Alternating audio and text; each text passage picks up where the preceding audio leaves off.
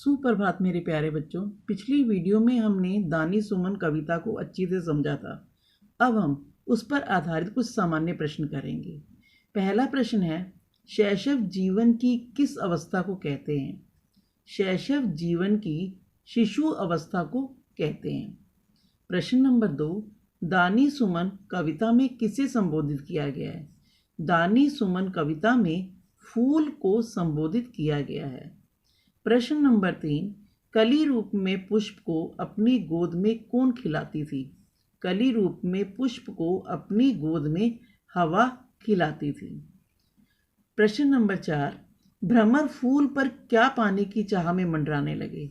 भ्रमर फूल पर मधु पाने की चाह में मंडराने लगे। प्रश्न, प्रस्तुत कविता की कवयित्री का नाम लिखिए। प्रस्तुत कविता की कवयित्री का नाम महादेवी वर्मा है। प्रश्न, फूल को धरती पर किसने गिरा दिया था? फूल को धरती पर हवा के तीव्र झोंके ने गिरा दिया था। अब हम मौखिक अभिव्यक्ति करते हैं। पहला प्रश्न है, भ्रमर कहाँ मंडराते थे और क्यों? भ्रमर फूल के खिलने पर उस पर मधु के लिए मंडराते थे। प्रश्न नंबर 2, चंद्रमा की किरणों का व्यवहार फूल के प्रति कैसा था? चंद्रमा की किरणें फूल को हमेशा हंसाती रहती थी। प्रश्न नंबर 3, कवयित्री फूल को क्या समझा रही है?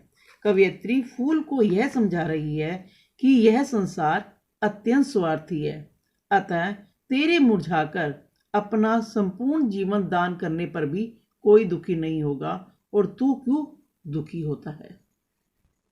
अब हम लिखित प्रश्नोत्तरों को करते हैं। पहला प्रश्न है, सुमन के प्रति पवन के व्यवहार में विरोधाभास क्यों था? सुमन के प्रति पवन के व्यवहार में विरोधाभास इसलिए था क्योंकि जब सुमन अपने बाल्यकाल में कली रूप में था, उस समय पवन के प्रभाव से वह खिल गया, किंतु सुमन के मुरझाने पर उसी पवन ने उसे जमीन पर गिरा दिया। प्रश्न नंबर 2, कवयित्री ने सुमन को दानी क्यों कहा है? कवयित्री ने सुमन को दानी इसलिए कहा है क्योंकि पुष्प का हृदय उदार है। वह जगत पर अपना सर्वस्व न्यौछावर कर देता है, किंतु उसके मुरझाकर सूख जाने पर सभी उससे आंख फेर लेते हैं। कोई भी उसको सहानुभूति नहीं दिखाता। दानी किसी से कुछ लेता नहीं, अपितु परोपकार की भावना रखता है। प्रश्न नंबर 3, कविता के आधार पर खिले हुए फूल तथा सूखे हुए फूल की स्थिति का अंतर स्पष्ट कीजिए। फूल जब खिला हुआ था उस पर भंवरे मंडराते थे, उस पर चंद्रमा, पवन और माली का स्नेह उमड़ता था। तब वह उद्यान में अटखेलियां करता था, किंतु उसके मुरझाने के पश्चात भंवरों ने उसके पास आना बंद कर दिया। जिस पवन ने उसे आनंद दिया था, आज उसी ने उसे जमीन पर गिरा दिया। अपनी इस दिशा पर सुमन बहुत दुखी था। प्रश्न नंबर 4, मनुष्य तथा पुष्प के स्वभाव में क्या अंतर है? मनुष्य और पुष्प दोनों के स्वभाव में यह अंतर है कि पुष्प जहाँ परोपकार की भावना रखता है, वही मनुष्य स्वार्थी है। मनुष्य का जीवन सार रहित है, अतः पुष्प उसे अपने जीवन को सार्थक बनाने के लिए प्रेरित करता है।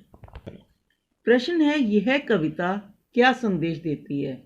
दानी सुमन कविता यह संदेश देती है कि मनुष्य का जीवन क्षणभंगुर है, अतः अपने जीवन में उसे कुछ उद्देश्य निर्धारित करने चाहिए तथा उसी के अनुरूप उसका आचरण होना चाहिए।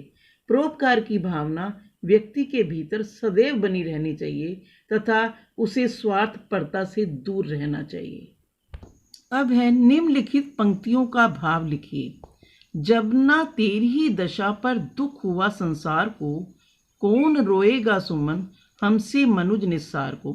इन पंक्तियों का भाव यह है कि फूल जब तक मुरझाकर मरता नहीं है, तब तक वह सुगंध और सुंदरता का प्रतीक होता है, किंतु उसके बाद भी संसार उसकी इस परोपकार की भावना तथा उद्देश्यपूर्ण जीवन खत्म होने पर दुख व्यक्त नहीं करता।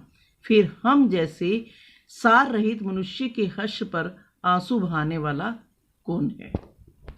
बच्चों, इस वीडियो में हमने सामान्य प्रश्न और लिखित प्रश्नोत्तरों को समझा है। अगली वीडियो में हम इस कविता के भाषा ज्ञान को करेंगे।